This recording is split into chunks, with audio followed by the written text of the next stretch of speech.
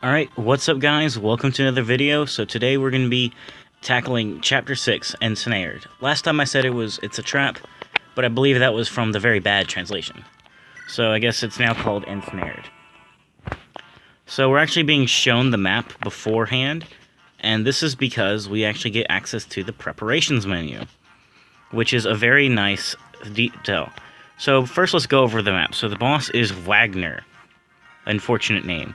He's a dark mage, which means that against Lou, he has a weapon triangle advantage, as dark beats anima magic, which is what Lou uses. His stats are pretty poor, all things considered, but 10 speed is still fairly solid, and because he doesn't lose any speed from Flux, which has decent hit and might, he can be a pretty hard boss to take down. He also gets plus 30 defense and 30 avoid and 3 defense from it, meaning that his defense is really 7. So again, he's got decent enough stats to where he can be sometimes troubling to take down. I'm going to probably use Rutger since he does have the killing edge, and that would probably be the best bet, as his luck is very low, and the killing edge's base crit is 3. 30. What is wrong with me? He has 24 hit points, which is pretty low, but his 30 avoid, it makes him pretty high. He has 53 avoid at base. There's a few more mages than what's usually around, and a lot of lance-wielding enemies, so a lot will probably get some decent amount of use. So as you can see, you can't bring all your units, you can only bring a total of 10, and Roy is required. Now thankfully, I'm not using a whole lot of units, so I can easily bring in just who I need. Wait a minute, we need Chad, Lou, Rutger, and Clarine, and I actually have a spot for one more.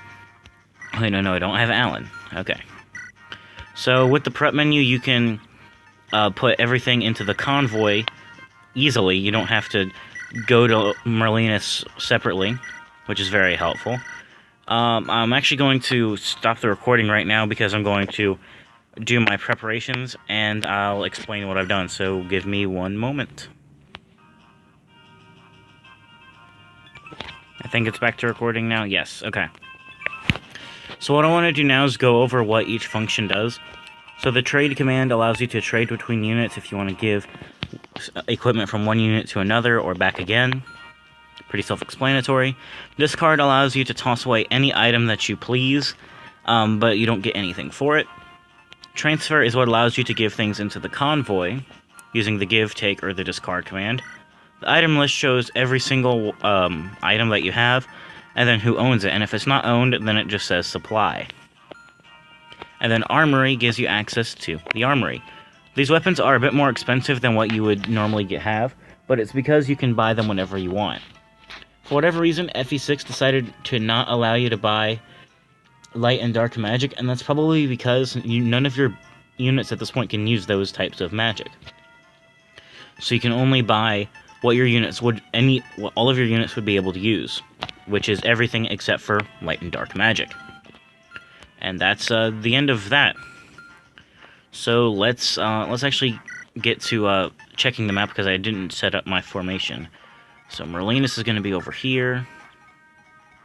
We will have Shauna here and Rooker here. And I think that's going to be good.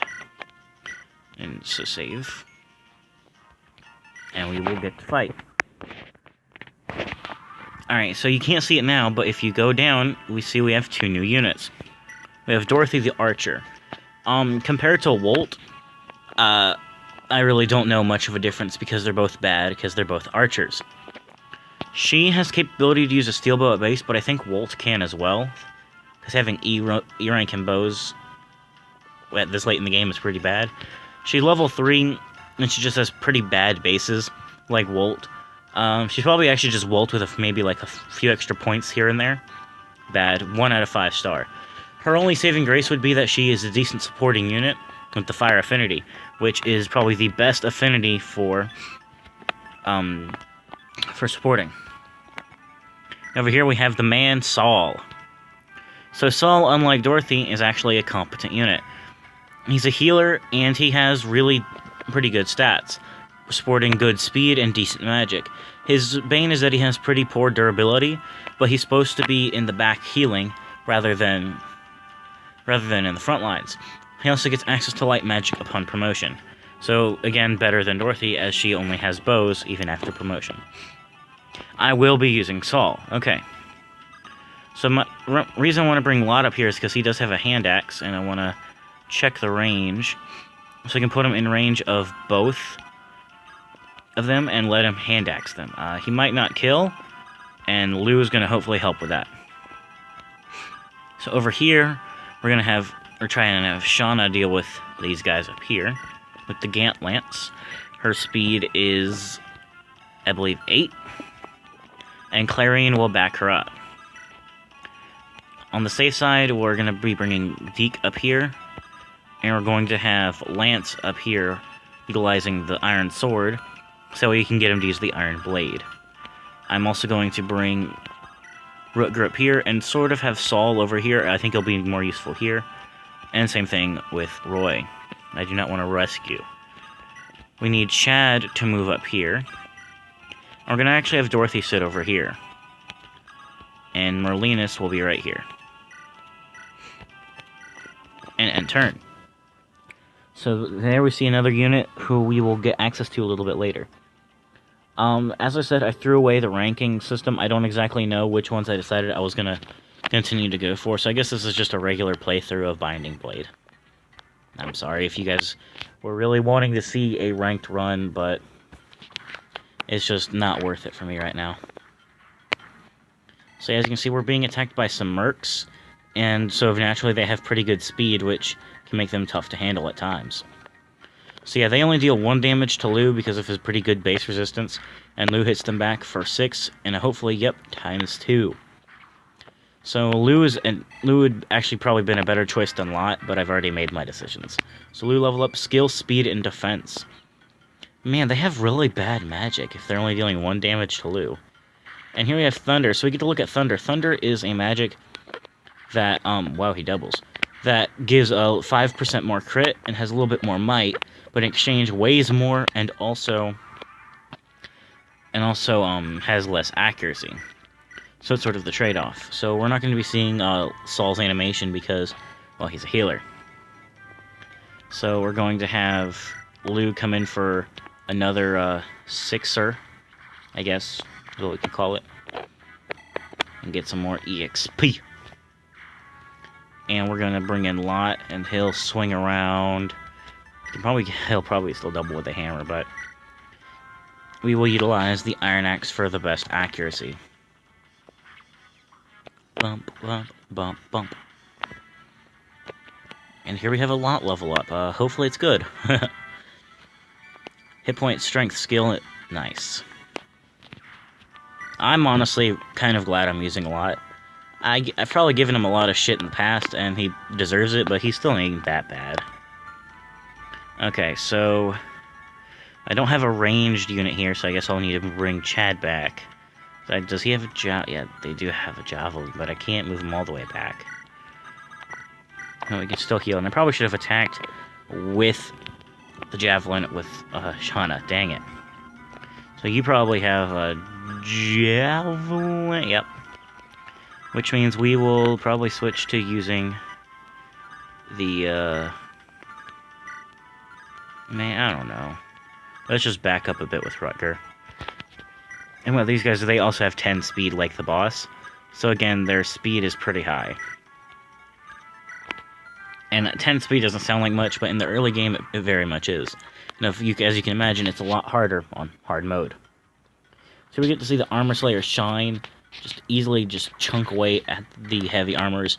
It's a lot better in this game than in its sequel, but that's just because they really made it bad in the sequel. Also, we got 2 very lucky Dick dodging 2 like 60% hits. I was afraid one of them was gonna hit, or both were gonna hit. And now I get to see Dick level up. Hit points. Yeah, Dick's growths really aren't the best. Okay, he's got an Iron Lance and Lou dodges. I'm getting really lucky with dodges, and this makes me think that something bad is going to happen way later down the line.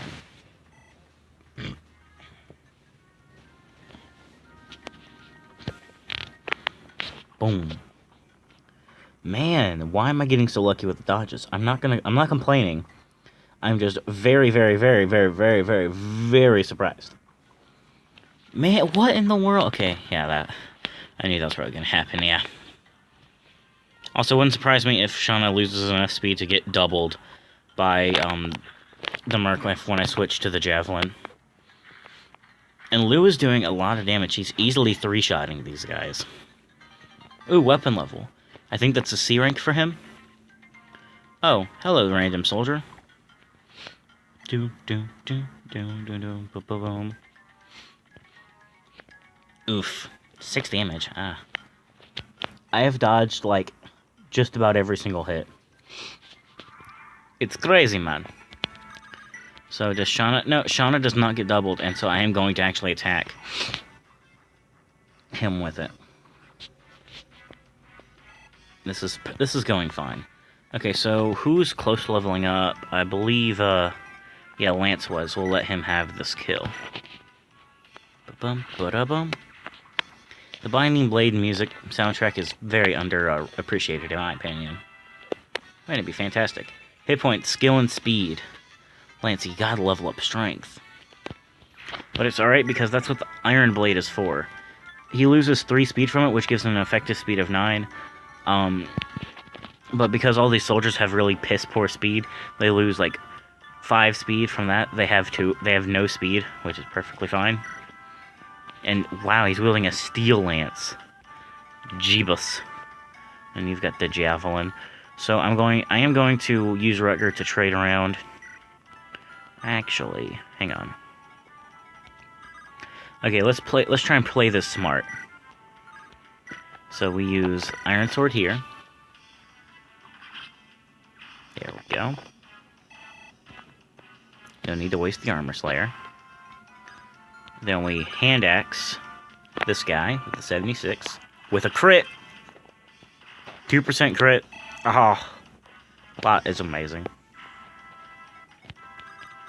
So we can fire this guy, dealing a lot of damage, so that way Rutger can safely come in for the kill and not risk a retaliation strike.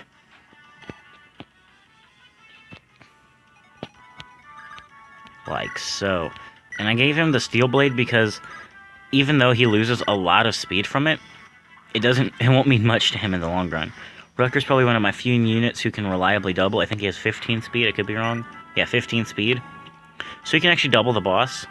With the Steel Blade, he obviously won't, but he goes down to 8 speed, which sounds like he loses a lot of speed, but because of his massive base, it doesn't matter.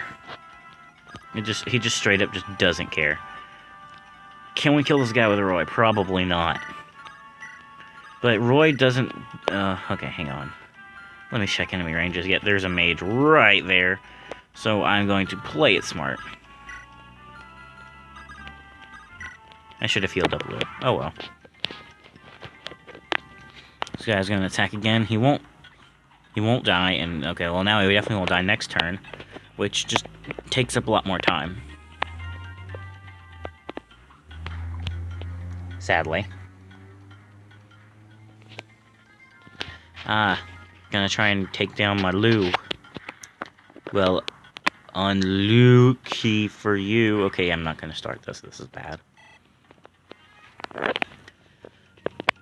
Doom, boom. Yeep. Yeep. Man, Shauna's getting close to a level up.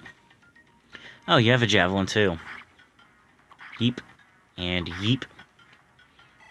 Alright, so Shauna level up. Get some strength. Even near 30% growth. Hit points and speed. Great. Alright, so we're gonna have Lou take down this guy. Mainly just to take him down, I mean. There isn't really like a... I guess I shouldn't be trying to give a reason for everything. Lou is close to getting a level up. Which is nice. And actually, let's heal up Shauna first. Because, well, 1, we can, and 2, it's good. And we will use the javelin to... Okay. Yeah, figured as much. Oh, man, hit the 34. So, something I actually probably should have mentioned already. As you can see, there's a total of, like, 8 rooms that can be opened. So, you want to wait to open this room, this room, this room, and this room, and I'll get to why in a minute. So obviously going around the rooms this way is probably, or going here 1, 2, 3, 4 is probably best. And here is some gold, and here is some treasure, and gold is, I believe, in both of these rooms, or at least in one. And in here, in this one, is a recruitable character.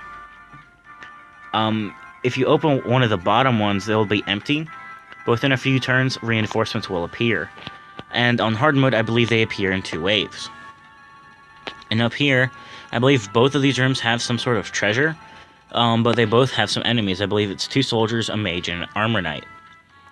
And maybe an archer. So tackle these rooms these enemy rooms as you please. It is a lot more experience, but you do have to take more time to get the experience. I'm gonna do that mainly because I need the experience. Can I steal anything? Nope. Okay, so you decided not to attack Rutger for whatever reason. Saul, can you heal? Yes, you can. Get that nice solid EXP. And so, who is actually closer? It doesn't matter. We'll let Lance get another hit on the Iron Sword. So what I need to do now is pretty much get ready for the enemies. So who can I leave behind? That's not a question. There's plenty of units I can leave behind right now to deal with them, like Lou or Lot. And make sure the hand axe is equipped. So what I am going to do is prepare to fight this room. I was going to attack Lance. That works too. You idiot. Boom, boom, boom. And kill. And Sean is again close to a level up. So the main thing to just remember about these bottom rooms is that it's after a few turns, and then they are ambush spawns, so they will move as soon as they appear. I believe this one I know is 2 soldiers, an armor knight, and an archer. Which means you do need to be careful when using Shauna around here. As if she is accidentally put into the range of the archer, then that's bad news. Well, this shouldn't happen to somebody who's actually paying attention to what they're doing. Some people try and argue that you can easily accidentally put an archer into enemy range, or into an archer's range. And this is the only time I would say that's an acceptable argument, because this time it actually is extremely easy to do, as they are ambush spawns. Oh, and here's Kath, so actually I should bring Roy down here. So, I will discuss Kath in a moment as soon as this enemy phase ends. And I think after this player phase, and I think after I discuss who Kath is, I'm probably hit points speed. I'm gonna end the episode here, because I'm pretty sure this is gonna take a little bit. So Kath is a recruitable thief, but she's special. You have to talk to her here, and then 2 more times. She can be recruited as late as the chapter where Zephiel joined, or where you fight Zephiel, but she can be recruited as early as chapter 12. She and Chad essentially do the same job. I would honestly rank them to be the same. Some people would heavily disagree with me, but my reasoning is that they still perform the same duty, and Chad doesn't really do anything else over her other than do, literally the same thing. Or other than, just do it a little earlier. So I think maybe Chad being ranked 1 spot higher than her would be feasible, but she's still a 1 out of 5 star unit, because she joins later than any other thief, and her bases are also piss poor. So I'm going to bring Roy down, and that's actually going to be the end of this episode, and I'm going to continue this episode later. So I'm going to suspend, and thank you guys so much for watching. I hope you enjoyed, and as I said, in the next episode, I will resume my play. I'll see you guys later.